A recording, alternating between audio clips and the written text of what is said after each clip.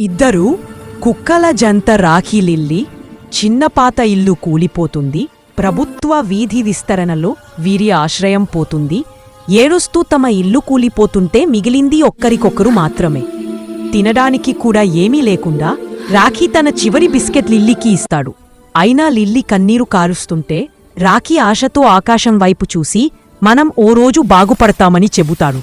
రాఖీ ఎన్నో పనులు చేస్తాడు. రోడ్డు ఊడుస్తాడు, గోడలు పూస్తాడు, ఇటుకలు మోస్తాడు. కాని ఒక్క రూపాయి కూడా దాచుకోలేడు. రాత్రిళ్ళు వీధి దీపం కింద ఇద్దరూ కౌగిలించుకుని నిద్రపోతారు. ఒకరోజు రాఖీ రోడ్డుపైన గాయపడ్డ పెద్ద కుక్క మనిషి బ్రూనోని కాపాడుతాడు. ఆ బ్రూనో చాలా పెద్ద కోటీశ్వరుడు. ఆసుపత్రిలో కళ్ళు తెరచి రాఖీ లిల్లీ మంచితనని చూసి ఆశ్చర్యపడతాడు. తర్వాత వారి కూలిపోయిన ఇంటి దగ్గరకు వెళ్లి కొత్త ఇల్లు తాళనిస్తాడు. రాఖీ లిల్లీ ఆనందంతో కొత్త ఇల్లు తలుపు తెరిస్తారు. ఇప్పుడు వాళ్ల జీవితం మారిపోయింది. కాని లాస్ట్లో రాఖీ లిల్లీ ఇంకా ఏడుస్తూనే ఉన్నారు. మీరు సబ్స్క్రైబ్ చేస్తే వాళ్ల ముఖంలో నవ్వు తిరిగి వస్తుంది.